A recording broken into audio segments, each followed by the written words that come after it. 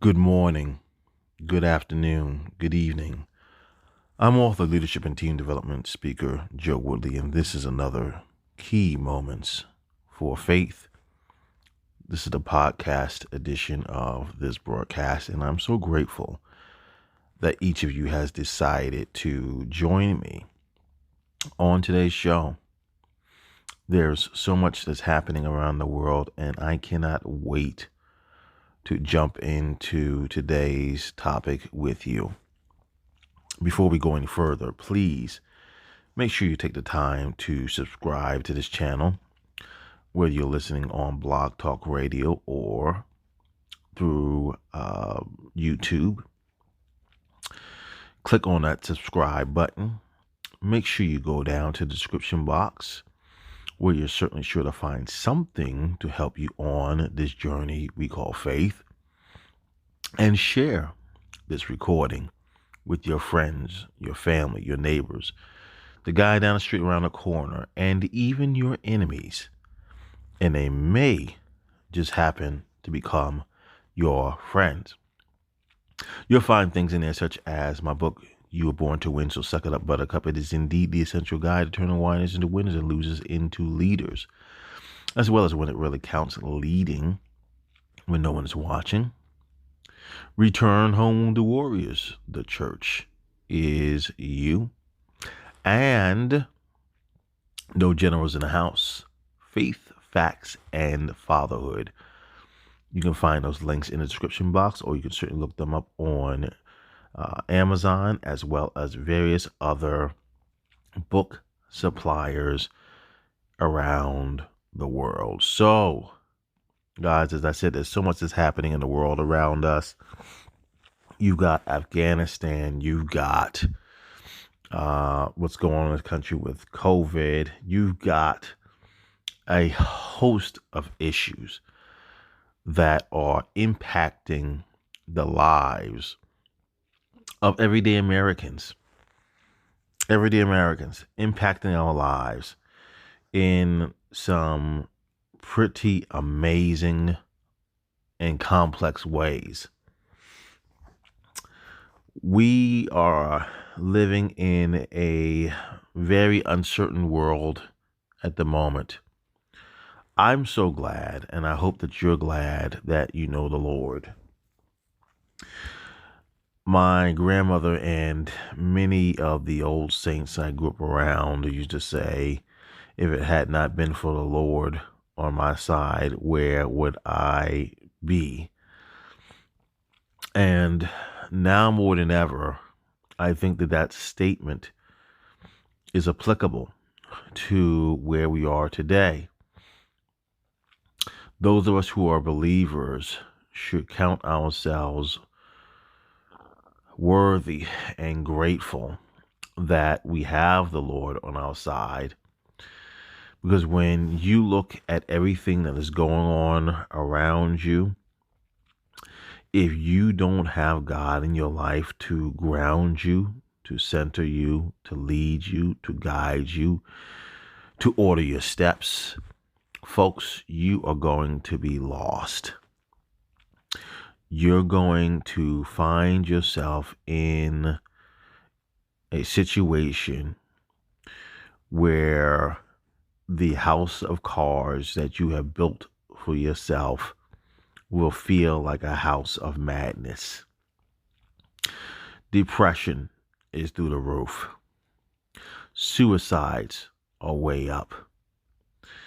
Violence is up. There's a lot that's happening, and you better be glad that you know who the Lord is. We're living in a world again where questions are frowned upon, particularly questions that may challenge the official narrative that is being communicated to the general public by those who are in positions of authority. And you see greater and greater measures of extremeness that are being implemented by those who are in positions of authority. I don't know if you know what's going on in Australia, a supposedly democratic society, but people over there are literally being arrested for daring to leave their homes and step foot on an elevator. They're being arrested for going to the beach and enjoying the sunshine. They're being arrested for having more than one person in the house with them at a time. You have public officials who are stating that they will not return to a normalized society, for whatever that is. They will not return to a normalized society until they reach 70% or more of immunity or vaccination in the country. Problem is, unfortunately, as I was doing some reading and some research, many scientists are stating that coronavirus is not going anywhere. And it's going to be like, in many ways, like the flu. There's going to be upticks and there's going to be mutations and it's going to transition. And so no matter what we're doing, there will always be some sort of a variant that's around that we're going to be forced to deal with. So these draconian measures are being implemented all over the place, in New York and in California and other places. They're telling people that they don't want them to go out and shop. And they say that vaccines are not mandated, but the evidence is very clear. You have businesses which are implementing draconian measures and saying, we won't let you work if you don't go and do what we tell you to do. I am not one to tell you that you should or should not get the vaccine. I'm not one who's going to tell you that you should or should not do anything except get to know the Lord. I think out of everything you do in life, that is the most important thing. But what I am saying is that when you come to the point where asking the question is seen as being a threat, you have reached a point of absolute depravity.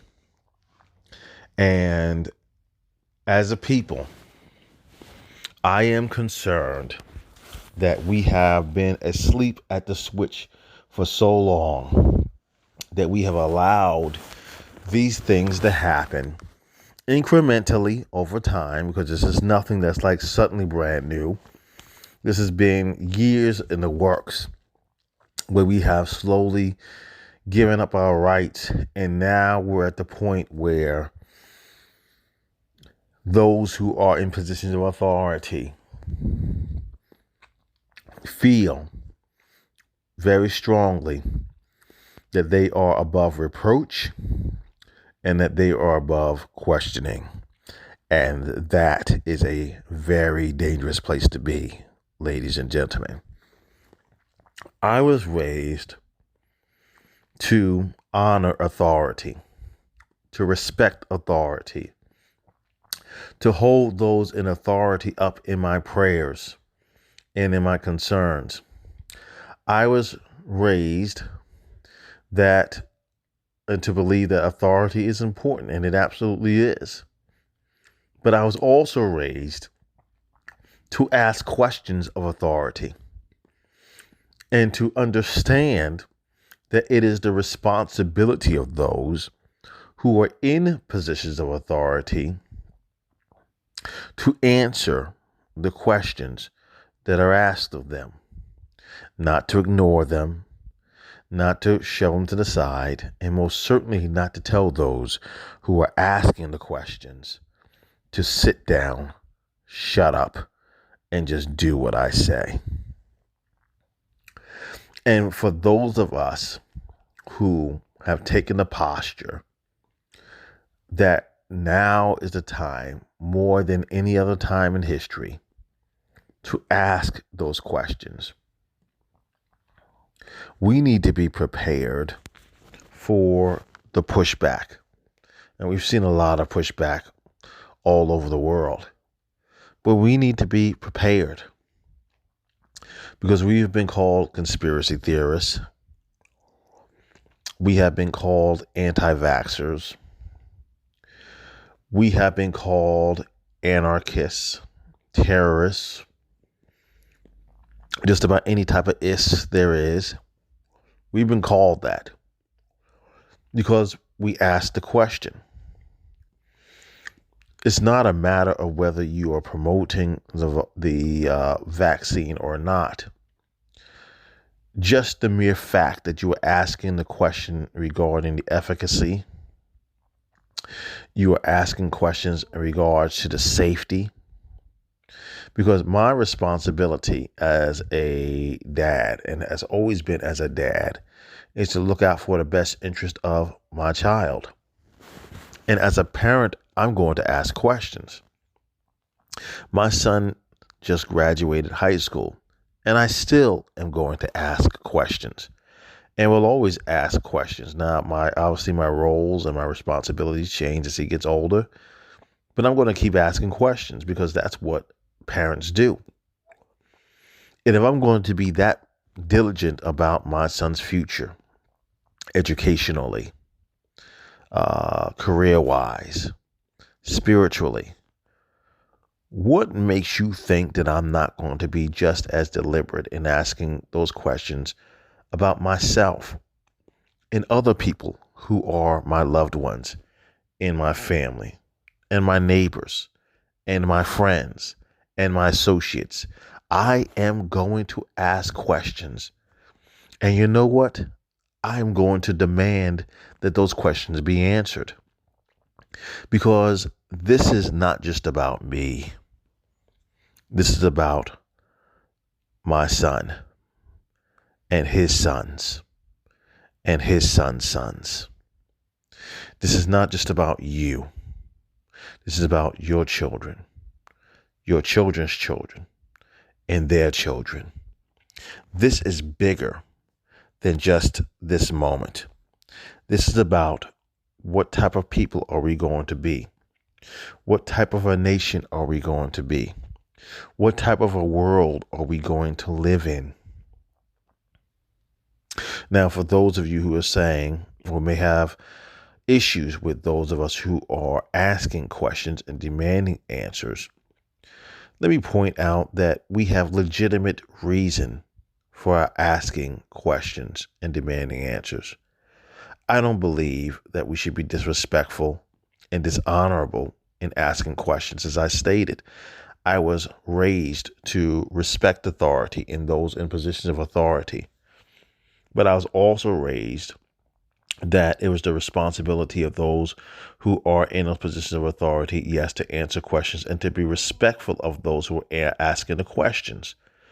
That just because an individual is in a position of authority does not give them license to abuse that authority and to mistreat those who they have a responsibility of protecting.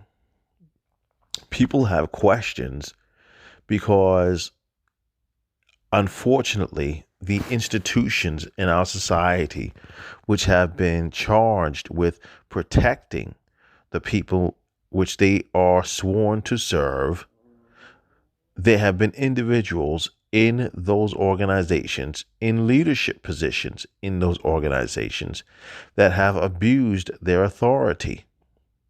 I had this conversation with someone earlier today concerning the breakdown of the institutions, traditional institutions in our country. This individual expressed to me that they were resistant to certain philosophical or even spiritual belief systems. And they told me that the reason why they was because of the way a particular individual in a position of authority had mistreated them and had abused their authority. Those of us who are in the church and understand what it means to be Christians know full well that there are individuals amongst our ranks who, in fact, abused their authority. It's no secret. We can't deny it, nor should we attempt to deny it. They should be called out, and they should be forced to repent and change their ways. And in some ways, and in certain cases, they should be forced to step down.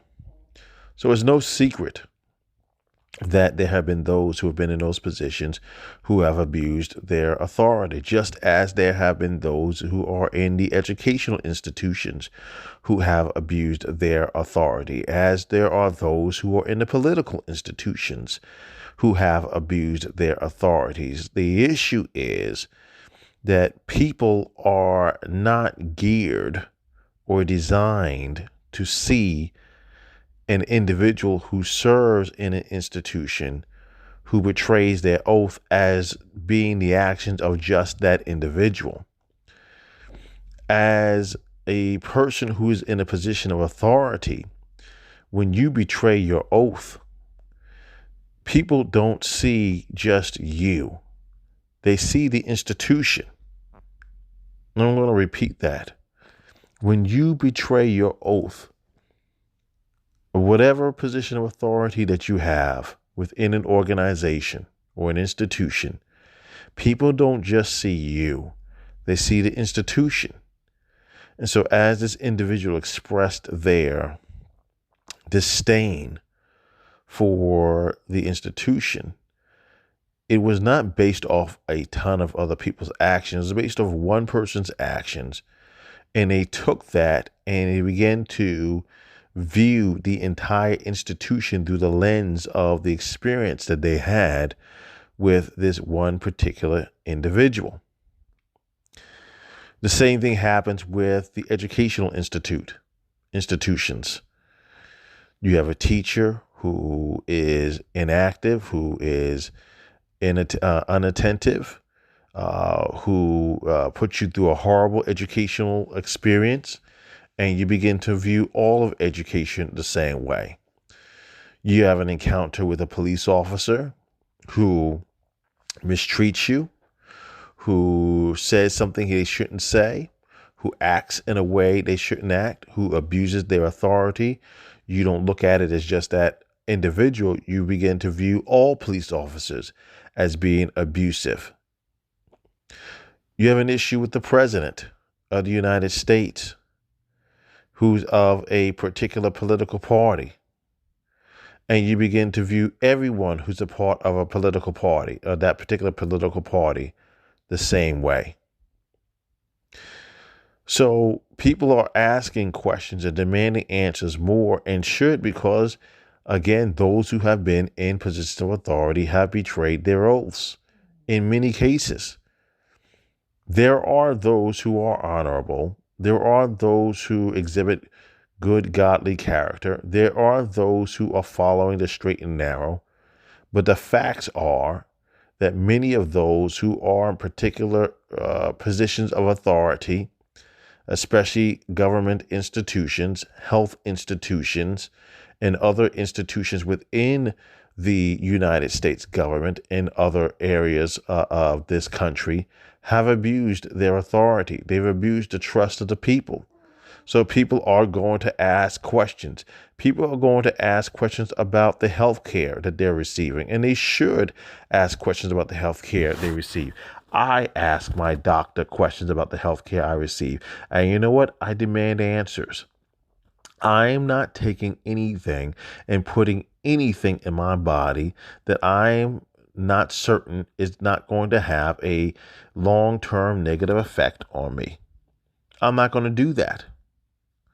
I'm going to ask my doctor questions. I'm going to do the research for myself, because it's about my long-term health and quality of life. When I think about those who have issues with religious institutions or education or whatever else, they should ask questions because they have the same concerns. It's about their lives. It's about their quality of life.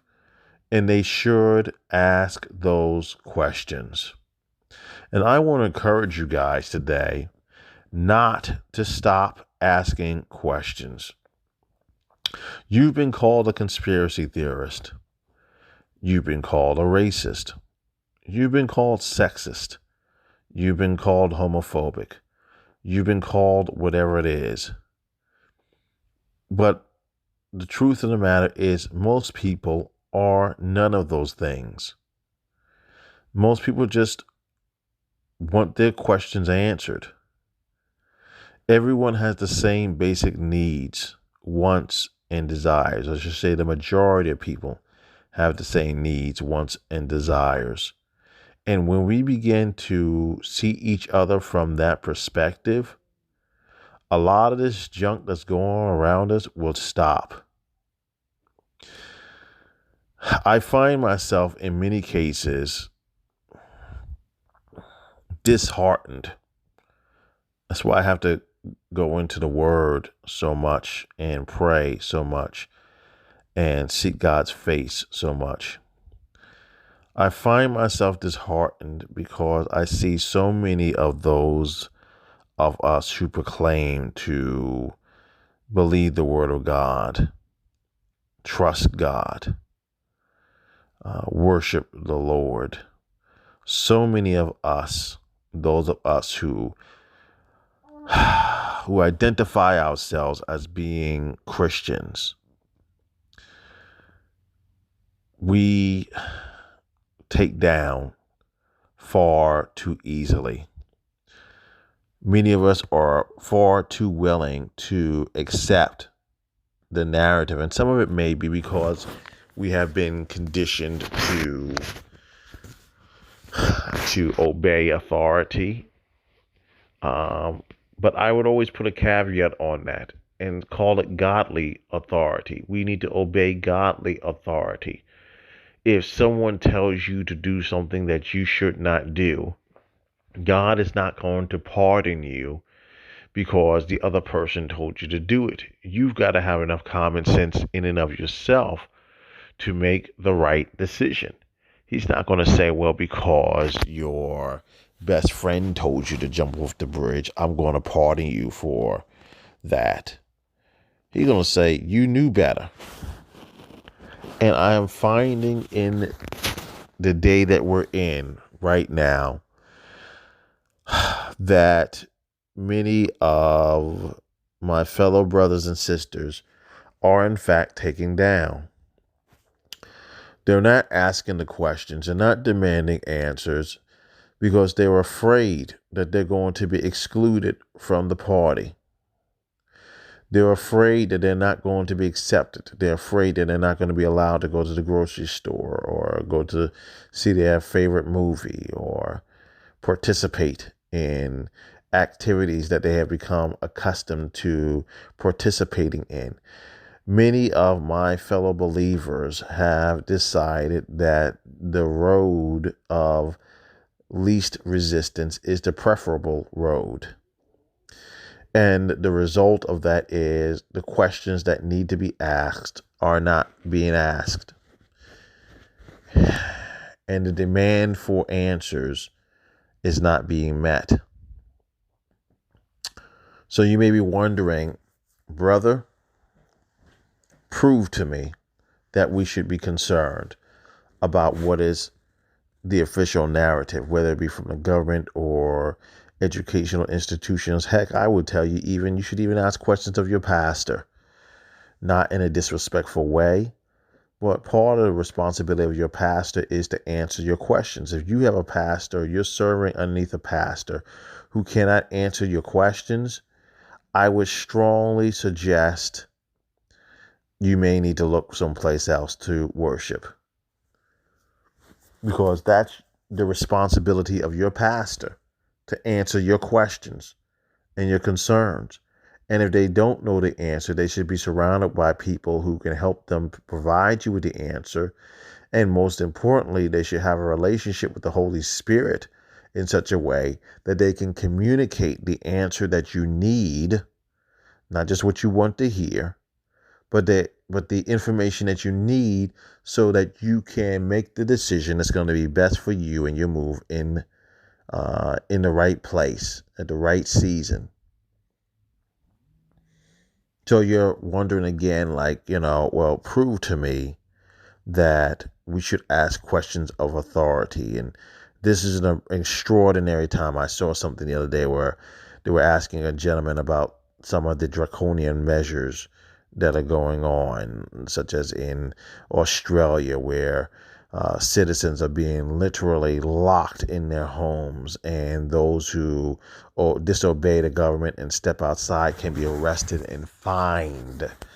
They're not allowed to go to the movies. They're not allowed to go to the restaurants. They're not allowed to have more than one person in their home. I mean, simply just absolutely shocking things that you would never imagine would take place in a Western country.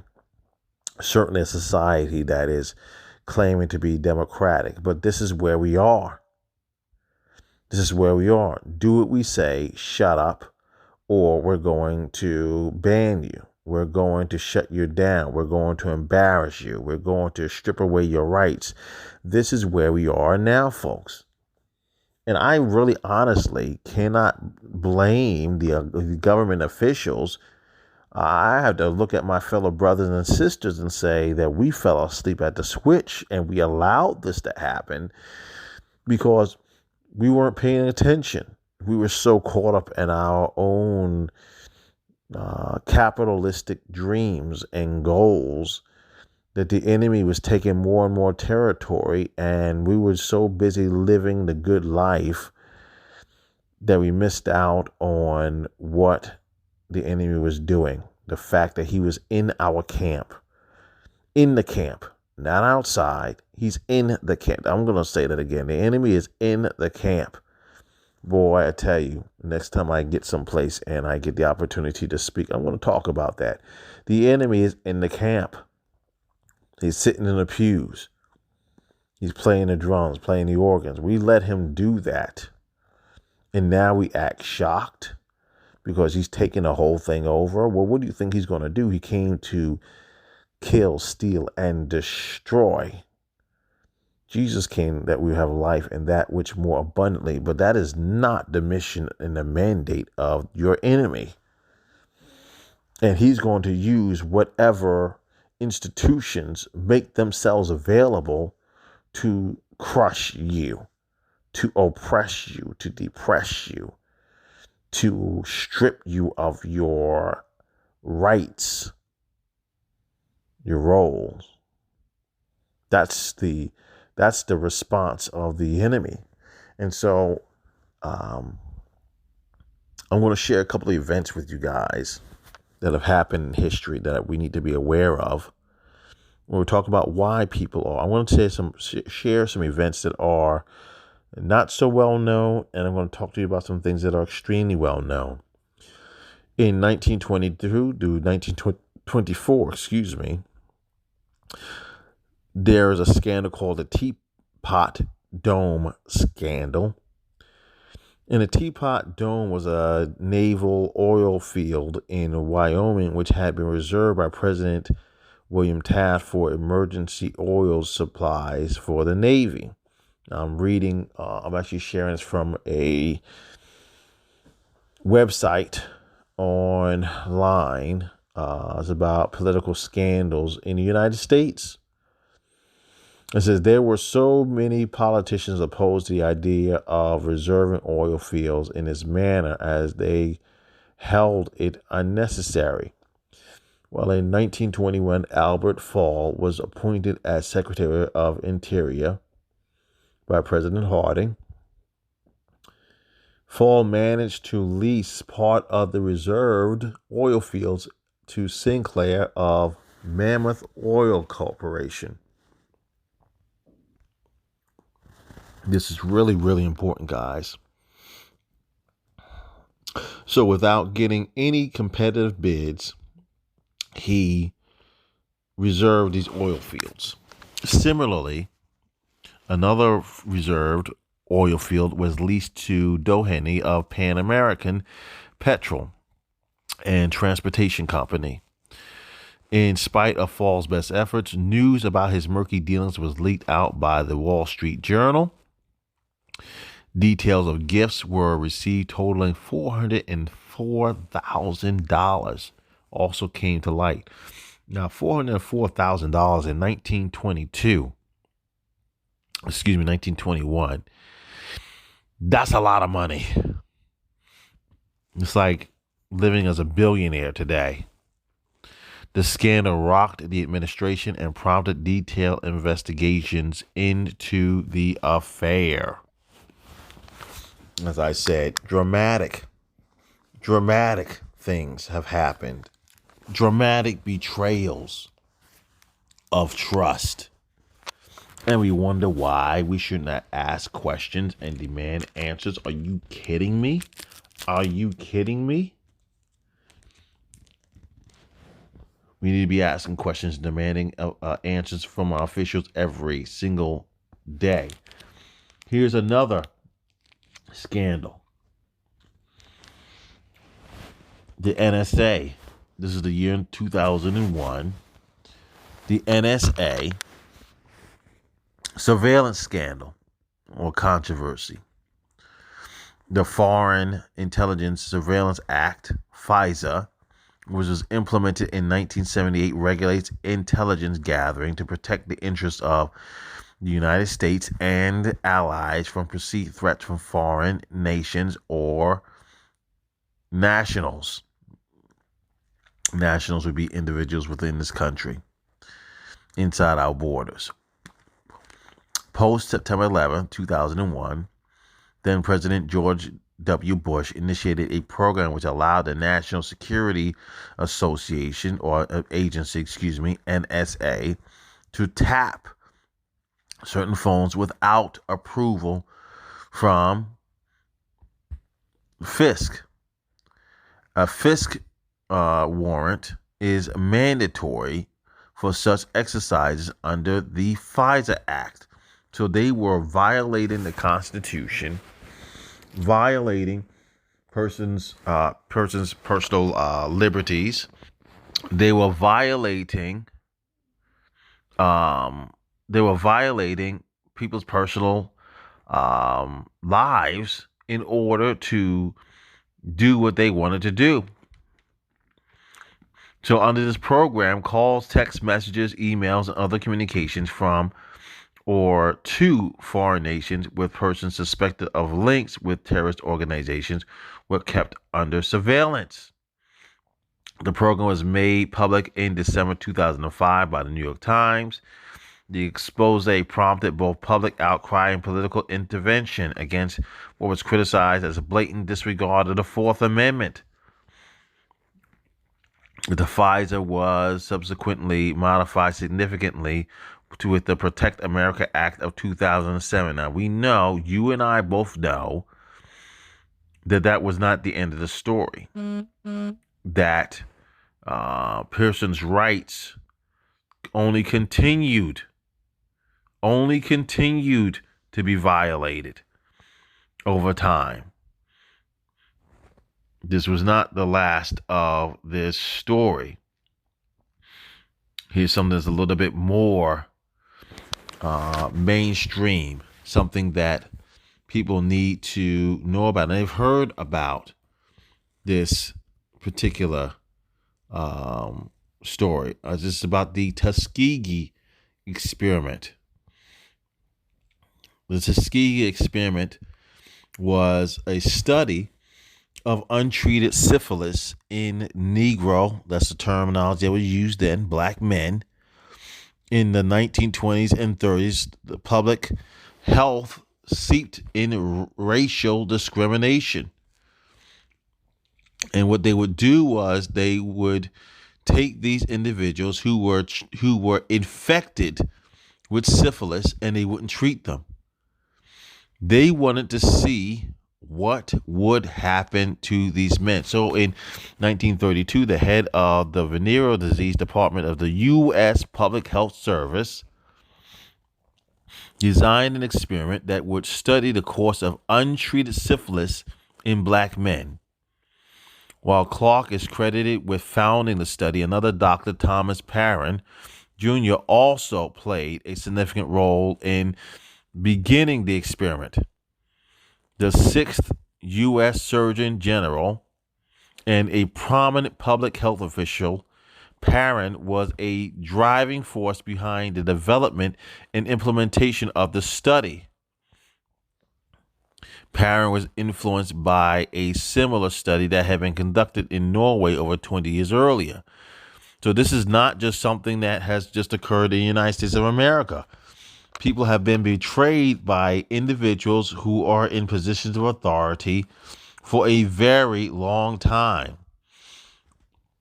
The Oslo study of the natural history of untreated syphilis, conducted between 1891 and 1910, was one of the largest studies on the effects of syphilis.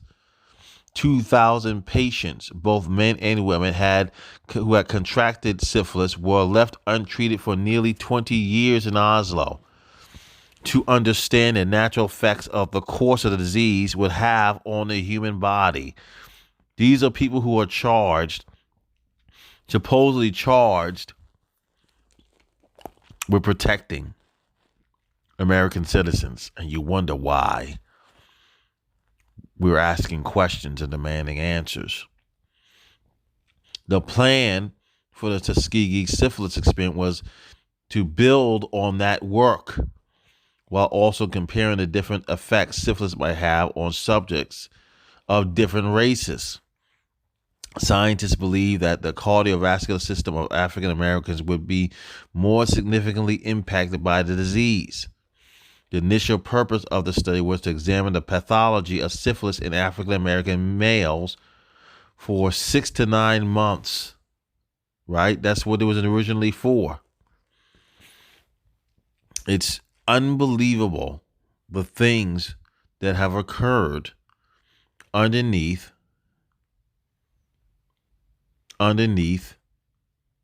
those who are in positions of authority. Here it is, almost 40% of Tuskegee's black population had syphilis. Tuskegee also had one other major factor that made it perfect location for the experiment. Almost 40% of the black population in Tuskegee has syphilis by 1929, making it the city with the highest syphilis infection rate in the country at the time.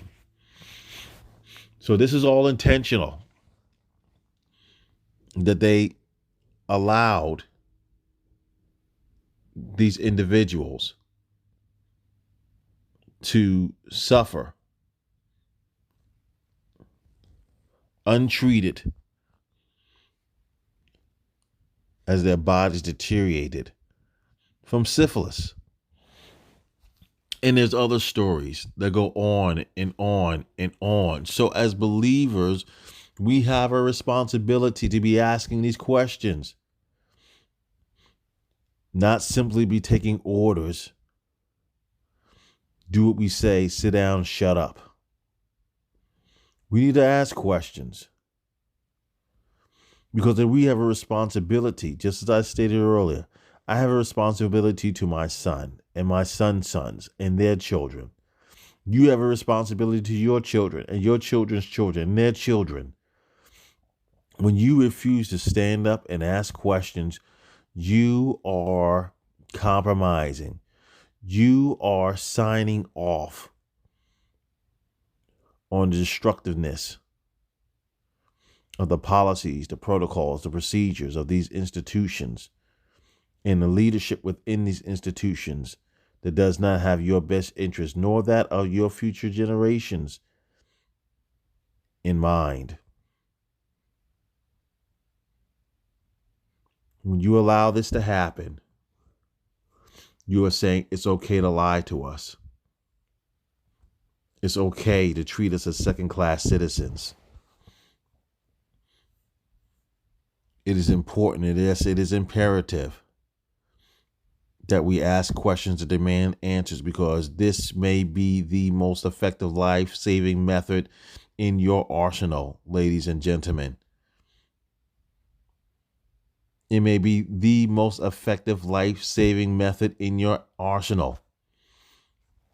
How can you expect answers if you are unwilling to ask questions? You won't get the answers that you are seeking. And many of us spend more time complaining about what's not happening when many things can be resolved if we would open our mouths up and ask the question and not be satisfied until we get the answer we should have. The citizens around the United States of America have serious questions and concerns about a variety of issues, and they need to be answered. We need answers about these vaccines. We need answers about what's going on in our educational institutions. We need to ask questions about what's going on in our churches. We need answers about what's going on in our government institutions. We should be demanding answers. To do anything less than that is malpractice.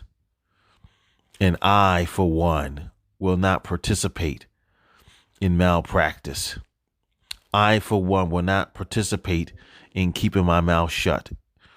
If I see something that is wrong, I have a responsibility to speak up and ask questions. And even if I see something that I agree with or that I think I agree with, I still need to ask questions, because I need to know what's going on underneath or behind the information that's being communicated to me. I don't care whether it's CNN, MSNBC, Fox News, you name it. I'm going to ask questions because my life depends on it. My child's life depends on it. My family's life depends on it. My community depends on it. I'm going to ask questions. And my hope is that you will ask questions as well. If I can leave you with this thought, it's a thought that I just made a little while ago. I want you to think about this, and I want you to meditate on this. You cannot get answers to questions you are unwilling to ask. You cannot get questions to questions that you are unwilling to ask. If you truly want what's best for your family, your community, and this nation, you've got to be willing to step up and ask questions and demand the answers.